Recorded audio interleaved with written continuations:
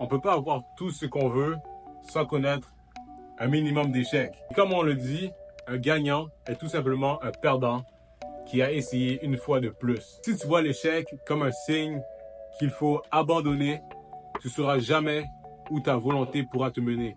Il y a quelque chose que je trouve assez drôle avec ce discours, c'est que 99% des gens sont d'accord avec ça, ok? C'est juste que dans la pratique, quand ils connaîtront un réel échec, 80% d'entre eux abandonneront. Ils abandonneront et ensuite de ça, ils essaieront de justifier la raison pour laquelle ils ont abandonné. Et ensuite de ça, ils vont essayer de projeter ça sur les autres. C'est comme, ils vont avoir des barrières limitantes, en fait des croyances limitantes, et ils vont essayer de les approprier aux autres par la suite. Dans la vie, fais ce que tu veux faire et ne te limite pas, ok?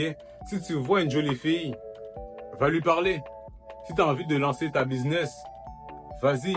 Et si ça fonctionne pas, continue jusqu'à ce que ça fonctionne. Personnellement, moi, à chaque fois que je vais aborder une fille, j'ai toujours la peur en moi. Même si je l'ai souvent fait, j'ai toujours la peur en moi. Et ça, c'est tout à fait normal.